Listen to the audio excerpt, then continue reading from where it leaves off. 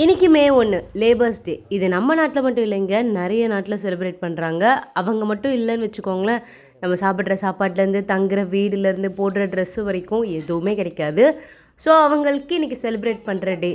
Actually இந்த டே எதுக்காக கொண்டு வந்தாங்கன்னா, அவங்களோட ரைட்ஸை பற்றி தெரிஞ்சுக்கிறதுக்கும் அவங்களுக்கு எல்லாத்துலேயும் உரிமை இருக்குன்னு தெரிஞ்சுக்கிறதுக்காக தான் கொண்டு வந்திருக்காங்க. ஸோ எல்லாருக்கும் உழைப்பாளர் தின நல்வாழ்த்துக்கள். உழைப்பாளர்கள் அப்படின்னு பார்த்தா பெண்கள் நாமளும் வீட்டில் இருந்து எவ்வளோ வேலைகள் செய்கிறோம். ஸோ நம்மளும் உழைப்பாளர்கள் தானே அப்படின்னு சொல்லிட்டு இன்றைக்கி காலையில் பிரேக்ஃபாஸ்ட்டு வாங்கி கொடுக்கணும்னு சொல்லியாச்சு நேற்று நைட்டே. ஸோ காலையில் எழுந்தோடனே பரோட்டா ஆர்டர் பண்ணி வாங்கியிருந்தோம்.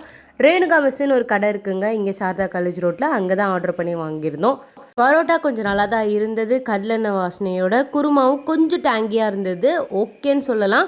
அவுட் ஆஃப் 10 ஒரு 7 கொடுக்கலாம், அந்த மாதிரி தான் இருந்தது. பட் ஆனால் இந்த கலரில் ஒரு குருமா சாப்பிடணும்னு ரொம்ப நாளாக நினச்சிட்டு இருந்தேன். நேரில் போய் வாங்கிட்டு வரேன்னு சொன்னேன். என்னோட ஹஸ்பண்ட் இல்லை, நம்ம ஆர்டர் பண்ணி சாப்பிட்லாம் அப்படின்னு சொல்லிட்டு காலையில் எழுந்தோடனே ஜொமேட்டோவில் சர்ச் பண்ணி இந்த ரேணுகா மெஸ்லேருந்து ஆர்டர் போட்டுட்டாங்க. 7 பரோட்டா போட்டிருந்தாங்க, 146 ரூபா ஆச்சுன்னு சொன்னாங்க.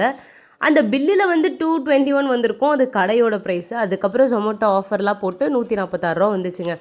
சரி இவ்வளோ வாங்கி தராங்களே, நம்ம ஒரு ஆம்லேட்டை போட்டு கொடுத்துருவோம் அப்படின்னு சொல்லிட்டு பரோட்டாவும் ஆம்லேட்டும் காலையில் சாப்பிட்டு, சரி மார்னிங் பிரேக்ஃபாஸ்ட் செய்கிறதுலேருந்து லீவ் எடுத்துப்போம் அப்படின்னு சொல்லிட்டு பிரேக்ஃபாஸ்ட்டை முடிச்சாச்சு. இவ்வளோ நாளாக மே 1னா ஒர்க்கிங் டே அப்படின்னு சொல்லி மட்டும்தான் தெரியும். அது நம்ம நாட்டில் மட்டும்தான் செலிப்ரேட் பண்ணுறாங்கன்னு நினச்சிட்டு இருந்தேன். பட் இன்றைக்கி தான் சர்ச் பண்ணி பார்த்தா இது நிறைய கண்ட்ரீஸில் செலிப்ரேட் பண்ணுறாங்க. ஸோ உங்களுக்கு தெரிலனா நீங்களும் தெரிஞ்சுக்கோங்க. எதுக்காக நம்ம ஒரு விஷயத்த பண்ணுறோன்னு தெரிஞ்சுக்கிறதுல தப்பே இல்லை. நாளைக்கு ஒரு vlogல பார்க்கலாம். பாய்.